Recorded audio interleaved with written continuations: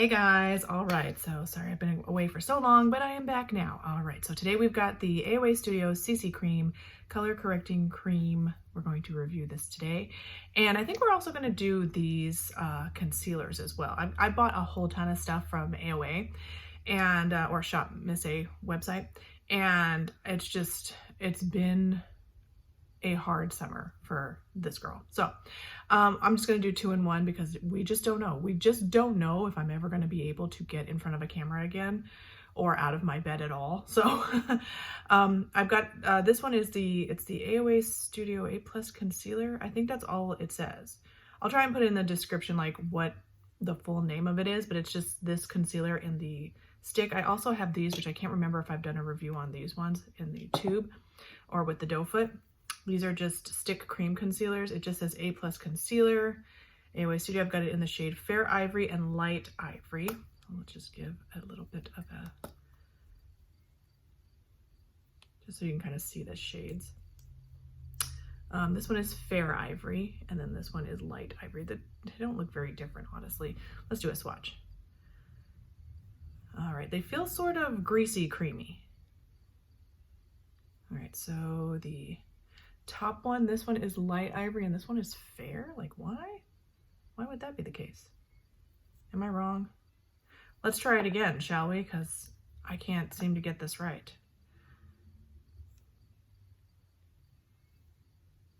Yeah, this one is Light Ivory and this one's Fair Ivory, which is weird because it seems like the light one is fairer than the fair. I don't know. We'll try them both because I'm just not sure like which one will be a good shade for concealer for me. So, all right. I feel like we'll do the concealer first just because like you can more easily tell like how much coverage we're gonna get. Let's go ahead and try the light one, lighter one, which is in fact Light Ivory. And you can see like against the skin of my eye, like it is pretty light. And why don't we just do like Fair on the other side? I'm gonna blend this with my finger at first, just so I can kind of get a feel for how the consistency is. It feels creamy, but like I feel like it's blending really well. Like now that I'm using this, and I use mostly liquid concealers, very rarely will I use a potted or cream type concealer like this, and I'm starting to think it might be better if I did because you're not stuck with all this extra product and it's not kicking up in my dermal ridges at all. I'm just gonna see, like, no, like it's all, there's like, I don't know if you can tell, there's like there's a tiny bit coming off on this tissue, but it all just stayed right there, blended in, lovely. Let's try the other color. This one is Fair Ivory, which now they're looking really similar, like on my actual skin, under my eyes, they're looking really similar. This side looks a little bit more yellow toned. And I'm right in front of natural lighting, but I feel like this side looks better, which is weird to me because usually I need a darker shade. But I just like that it's blending in really easily. I don't feel like this has like an insane amount of coverage, but it's very like creamy feeling, almost greasy. Just when you swipe it on, it feels a little greasy, but like when I'm blending it out, it doesn't feel that greasy anymore. It looks really good and natural is what I'm seeing right now. Just get a close-up look. Now, the closer I get to the camera, the darker it's gonna look, and like when I'm shaded, it's gonna look darker. But I feel like it is looking pretty good. Not a ton of coverage, but I would say if you're looking for like natural coverage, you might really like this concealer. And I'm starting to, it's making me think about concealers, rethink how I think about concealers, because like I say, like my favorite concealers have been the Kylie Jenner Skin Concealer. This is the original, the Morphe Fluidity. I've liked, this is a newer one, the Anastasia Beverly Hills, I think it's Magic Concealer. And this one's really good. I use this one a lot. This is the Revolution Pro Ultimate Coverage Crease Proof Concealer, which is a very sticky gel type, but real sticky feeling. This one's really good. It's not crease proof and it's not full coverage, but it's really good coverage and looks very natural on my skin. So yeah, like most of these are, they're liquid type concealers. And I have a couple of potted concealers, but they're not, I don't use them very often because they're just not the right shades.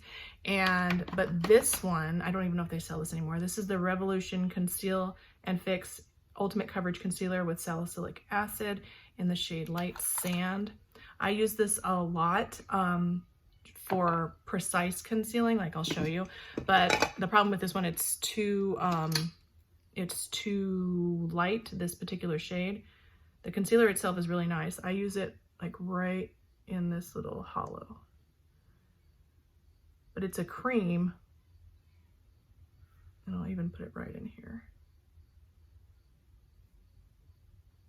Yeah, you can tell like it's a little bit too light, so it only really works if I just put it right there. But it's got really good coverage. If you can find your shade, and if they still sell this, if you're looking for a high coverage concealer, you might really like this.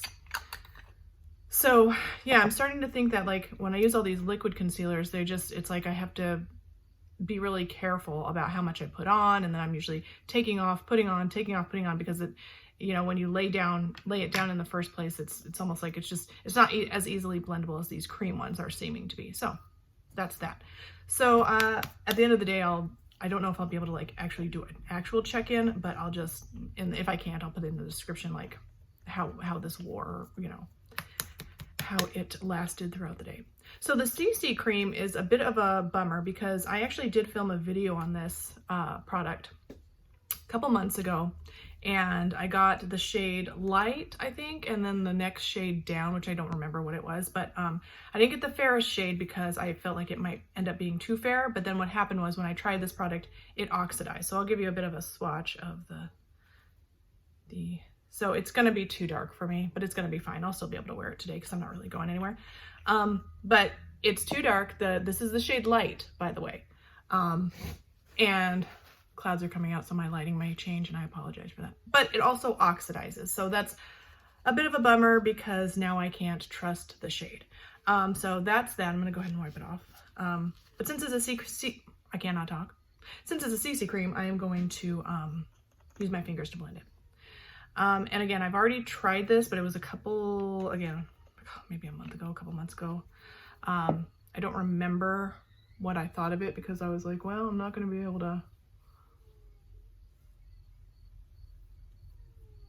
keep an eye on it because I got sick or whatever. So I just sort of let it go from my mind. It smells good. It's a light, fresh hint of floral scent. It's too dark, so I mean, like, even on my fingers, like, it's very orangey, so that is a bit of a bummer. Oh, and I did have a little bit of a glowy sunscreen on, the e.l.f. Sun Touchable Whoa Glow Sunscreen Makeup Primer Cream, whatever it is. So that's why I'm so glowy.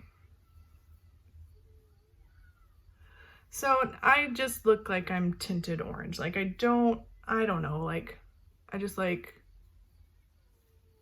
you might be able to think that maybe I got like a little bit of sun and that's why I'm a little bit orangey, but I know, you know, like I know what's going on here. So yeah, it's not kicking up in my dermal ridges at all. So I feel like if you're looking for a very natural looking, not too glowy, you know, give your skin a little bit of an even out, not too much. I'm still like, all my flaws are still showing through. There's not really a lot of coverage. I'll check my pores because that's always a big deal. Oh, they look good. It looks smooth. Like my skin looks smooth and hydrated and just nice. Like just, you know, bottom line, it looks nice. I'm going to put a little bit on my eyelid so you can just, I know you guys can probably tell, but just for my own peace of mind, I'm going to put a little bit on my eyelid so you guys can kind of see what the coverage would be like since I have so much pigmentation. So, you know, a little bit of something, even on highly pigmented eyelids like mine, you know, you're getting a little bit of something.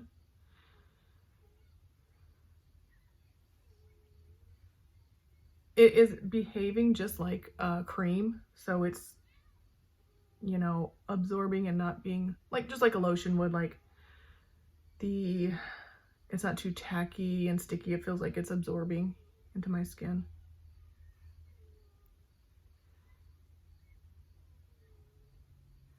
So, I feel like it's fine. Biggest problem is if you're very fair, they're not gonna have your back at all. Like I don't think this will work out for you if you're very fair. If you have a darker skin tone, maybe you can find something, but it is frustrating when the product oxidizes because you can't trust it. You don't know what's gonna happen. You don't know how dark it's gonna get. And then your initial, you know, order, you're not gonna know which shade to choose because it oxidizes. So, you know,